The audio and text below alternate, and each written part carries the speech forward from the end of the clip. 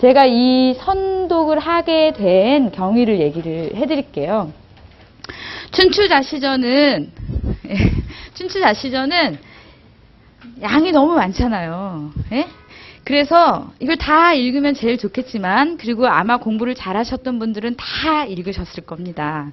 그런데 우리는 이제 이 강좌가 마련된 이유는 춘추자시전이 2001년부터 1권이 나오면서부터 지금 현재 2013년 3월에 8권, 그러니까 애공 하편하고 거기에다가 제 살과 머리 색깔, 제가 여기 머리 좀 휘었거든요. 머리가 흰 게 춘추 색인 때문이에요.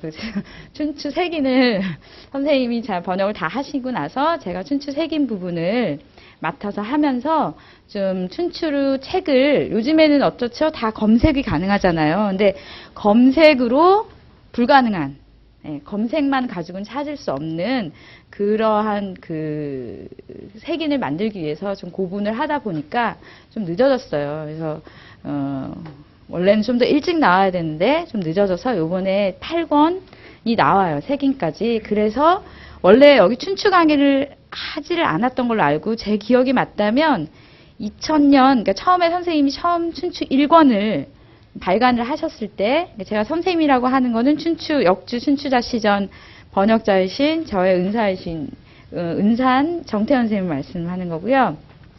그때 정태현 선생님이 여기서 한번 강의를 하신 이후로는 춘추 강의를 한 적이 없는 걸로 알고 있습니다.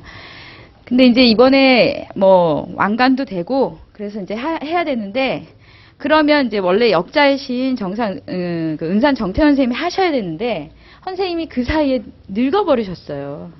10몇 년 동안 춘추 번역하시면서 쇠약해지셨어요. 그리고 또 연세도 더 하시고, 또 당신이 해야 할 일이 너무 많으신 거예요. 번역도 하셔야 될 게 많고. 그래서 일체에 강의를 하고 계시지가 않아요. 그래서 여기에서 아마 부탁은 드렸겠지만 하시기는 좀 어려운 상황이어서 외람되지만, 제가 춘추를 강의할 만한 그런 연륜이나 또는 그 이해가 있는 사람은 아닙니다. 그러나 인연이 있다면 선생님하고 만났을 즈음에 선생님이 1권 역주를 낼 때 제가 그때부터 이제 윤문자로 참여를 해서 마지막 권까지 제가 윤문을 했고요. 10여 년간 윤문을 했고요. 그 다음에 마지막에 색인 작업을 제가 한 인연으로 인해서 이렇게 외람되지만 춘추 강의를 하게 된 거예요. 그래서 조금 더 춘추에 박학하시고 또 선생님들한테 더 좋은 이야기나 공부나 이런 것들을 전달하실 훌륭한 분들이 많이 계시겠지만, 어쨌든 이런 사소하지만 이런 인연 때문에 이제 제가 하게 된 거니까 넓은 마음으로 이해를 해주시기 바랍니다. 이 선독을 준비를 할 때 제가 고심을 좀 많이 했어요. 도대체 이 많은 것 중에서 뭘 해야 될까? 그래서 이 선을 하는데 좀 애를 먹었답니다. 그래서 나름대로는 첫째, 너무 유명한 거 한두 개는 꼭 들어가야 되겠다. 근데 너무 유명하다는 건 뭐냐면 춘추 필법에 관련된 자전의 특색이 드러난 것으로 자주 언급되는 것입니다. 근데 그거는 한 번 정도 읽어야 자전이 어떤 특색을 갖고 있고 춘추 필법의 자전의 해석은 어떤 해석인가 하는 것들을 조금 이해하실 수가 있습니다. 그 다음에 이제 두 번째는 유명한 이야기. 너무 유명한 이야기. 자전에만 나오는 유명한 이야기. 그 다음 세 번째는 너무 말이 멋있는 거. 한 말씀 하신 거. 왕에게 정치에 대해서 또는 백성들을 가리키는 것에, 백성들을 교화시키는 문제에 대해서, 또 외국 간의 교림 문제에 있어서 신하가 충심을 토해서 한 그런 간언의 말. 이런 것들. 그 다음에 그런 것들은 지루하잖아요. 그죠? 지루합니다. 실제로. 저희가 글을 짓거나 지금 세대에, 지금 시대에 왕에게 한 말씀 올리는 사람 같으면 달달달달 외우고 해석을 잘해서 자기 문장에 녹여서 쓰겠지만, 지금은 그럴 일이 없기 때문에 거의 활용할 일이 없습니다. 그래서 뭐가 좋을까 생각하다가 두 개의 큰 서사를 준비를 했습니다. 이게 하나가 뭐냐면, 진문공이라는 패자가 성복에서 전투를 하는데요. 그 성복의 전투에 전후를 이해할 수 있는 그 텍스트를 뽑았습니다. 그래서 각각 떨어져 있는, 이게 기년체이기 때문에 각각 떨어져 있는 사건을 하나의 그 전투 상황을 이해할 수 있도록 전후로 엮어서 그게 하나가 있고요. 또 하나는 그 춘추자시전은 폐륜이 많습니다.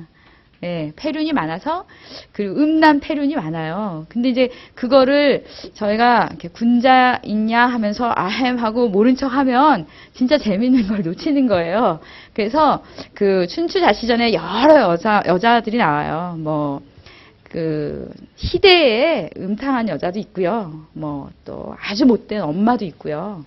뭐 진짜 아버지를 죽게 한 딸도 있고요. 많습니다. 굉장히 많은 여성들이 좋지 않게 묘사되는 경우가 많은데 그 중에서 하희라는 여자가 있는데 이 여자는 그 저희 순서를 보시면 앞에 목차에 보시면 10번인데요. 하희 이렇게 돼 있고 살, 삼부, 일군, 일자 하고 망, 일국, 양경하다 이렇게 돼 있죠. 무슨 얘기입니까? 세 지아비, 한 임금, 한 아들을 죽게 하고 한 나라 두 경을 망하게 한 여자입니다.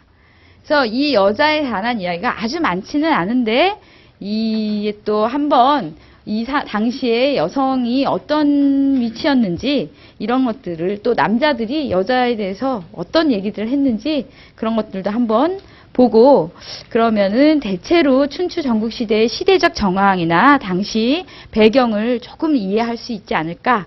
대충 이러한 맥락에서 이래저래 자전을 선했다고 하는 것들을 다 참고를 해서 제가 15개로 추렸습니다. 아마 하시게 되면 저희가 잘 하게 되면 15강을 다 하거나 조금 더 하게 되면 제가 여기 이 16번의 강의에 포함이 못 될 것 같아서 빼놨던 다른 것들을 더 할 수 있고요. 저는 조금 더 하기를 좀 희망을 합니다만 일단은 이 15개를 다 하는 걸 목표로 하겠습니다. 그러면 먼저 춘추자시전에 대한 얘기를 좀 하겠습니다.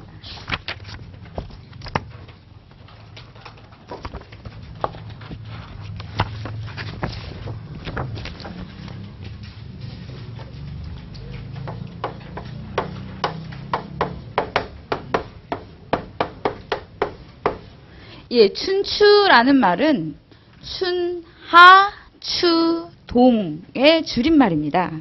서양 애들은 춘추를 그냥 그대로 번역을 합니다. Spring and Autumn이라고 해서 그대로 번역을 하고 대문자 처리를 합니다. 그것이 이제 이 책의 이름이 된 거죠. 근데 왜 춘추라고 했느냐? 역사 기록인데 역사를 어떻게 기록했습니까? 옛날에는 연도에 따라서 특히 춘추라는 역사책에 보면 아시겠지만 춘해, 하해, 추해, 동해라고 해서 계절을 제일 앞에 그 기준점으로 삼았습니다. 그래서 춘하, 추동에서 춘추만을 뽑아서 책 이름으로 정했습니다. 춘추는 원래 각 나라에 있었을 것이다 라고 추정을 합니다. 위나라 춘추도 있고 제나라 춘추도 있고 진나라 춘추도 있었을 것이다. 선생님들이 국어라는 책을 보시면 알겠지만 국어는 제나라 어도 있고 진나라 어도 있고 위나라도 있고 다 있잖아요. 마찬가지로 춘추도 그랬을 것이다 라고 추정을 합니다. 그러나 불행히 남아있는 것이 없습니다. 그럼 우리가 보고 있는 춘추는 뭐냐? 노나라의 춘추입니다. 아이고 죄송합니다. 네, 노나라의 춘추입니다. 노나라의 춘추임을 어떻게 아느냐? 노나라의 공을 기년으로 정리를 했습니다. 그래서 언제부터 정리가 되어 있냐면 은공,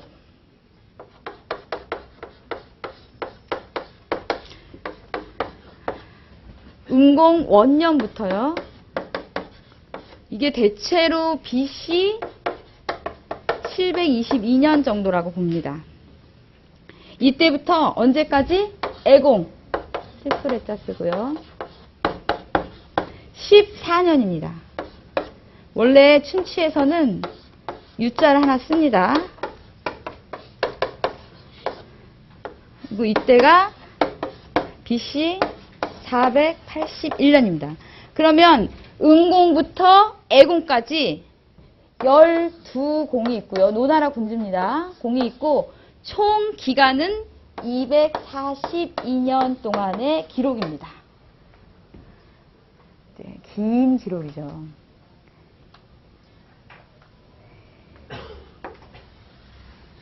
은공 원년의 처음 기록에는 뭐라고 되어 있냐면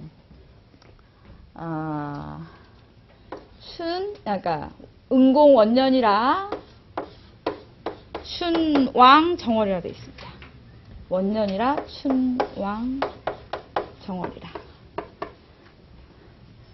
요런 기록을 딱 시작으로부터 해서 마지막 기록이 뭐냐면 선생님들 잘 아시는 건데요. 서쪽 들에서 이 숫자가 뭐죠? 사냥수인데 옛날에는 사냥을 할 때 뭐를 같이 했죠? 군사훈련을 같이 했습니다. 그러니까 대대적 군사훈련을 하는 거예요. 근데 서쪽 들에서 서쪽 야외에서 대대적인 군사훈련을 할 적에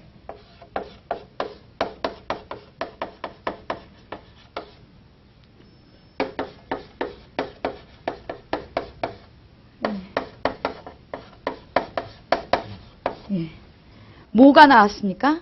기린이 나왔습니다. 기린을 잡은 기록에서 딱 끝납니다. 그러니까 은공 원년 춘왕 정월에서 시작해서 애공 12유 4년 12유 4년이죠. 언제냐면 봄에 서쪽에서 대대적인 군사훈련을 하다가 기린을 잡았다 하는 기록에서 딱 끝납니다. 이제 이게 춘추의 모양입니다. 춘추의 모양. 그런데 춘추는 기록이 상당히 소략합니다. 엄청 소략해서 뭔지 잘 몰라요. 그렇다 보니까 이 춘추를 해석한 해석자들이 나오기 시작을 합니다. 총 전에 오기는 한서 예문지에 의하면 5종류의 춘추 해석서가 있었다고 합니다. 선생님들이 지금 맨 먼저 하고 있는 게 뭐죠? 지금 해야 될 거? 예, 자시전입니다. 또 아시는 거 있습니까? 예.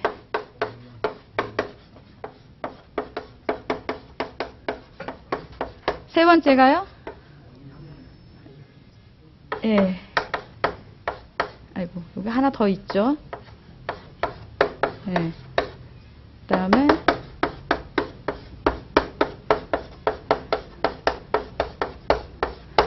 또 혹시 아시는 분 있습니까?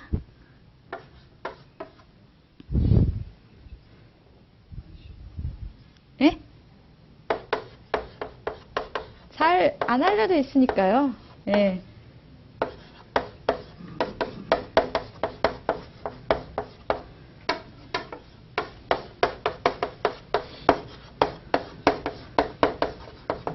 원래는 이렇게 5종류의 전인이 내려갔다고 합니다. 근데 협시는 기록이 남아있지 않고요. 그러니까 그 책이 없는 상태에서 협시의 문가들이, 그러니까 협시의 학가들이 이걸 공부를 한 거죠. 추시전도 산실됐습니다. 남아있는 거는 3종류만 남아있습니다. 공양전, 곡양전, 자시전 이렇게 얘기하는데 전 처음에 자시전 배울 때 자시 3전이 있다. 그러니까 춘추 3전이 있다. 춘추 자시전, 춘추 공양전, 춘추 공양전이 있다.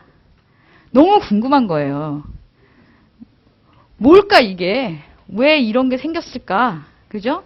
근데 춘추란 책을 보시면 너무나 소략하기 때문에 당연히 뭔가 설명이 필요한 건데 얘가 어떻게 생겼는지를 모르는 거예요. 저는 공부를 한참 하고도 얘네가 어떻게 생겼는지를 몰랐습니다. 그래서 오늘은 앞부분 수업에 뭘 할 거냐면 자시전의 성격을 이해하는데 비교한 것만한 게 없다. 즉 자시전이 어떠한 성격을 갖고 있냐를 확연하게 알기 위해서는 같은 기사에 공양전에서는 뭐라고 했고 곡양전에서는 뭐라고 했는지를 보면 자시전이 어떠한 성격의 책인지를 바로 알 수 있겠다. 이렇게 생각을 했습니다. 그래서 선생님들한테 프린트를 나눠드렸는데 예,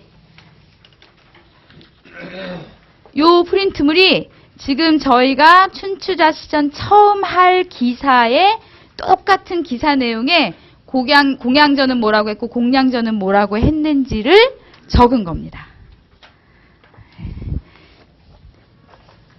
선생님들은 당연하게 생각하겠지만 저는 공양전하고 곡양전일 때 감동받았거든요. 너무 달라서. 그러니까 자시전하고 너무 달라서 맨날 자시전만 보다가 근데 춘추 자시전, 그러니까 공양전이나 곡양전은 그 한 대의 글입니다. 한 대 정리되었기 때문에 한 대의 글이고 근문입니다. 그러니까 구문입니다. 그 자시만 고문이고. 근데 이 자시전이 그 위진 시대 때 대유행을 합니다. 어마어마한 유행을 합니다.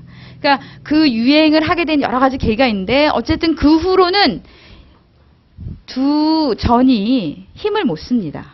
힘을 못 쓰다가 언제? 청말에 와서 새로운 사상이 등장하고 그 새로운 사상의 원천 소스를 공양전이 제공하기 시작합니다.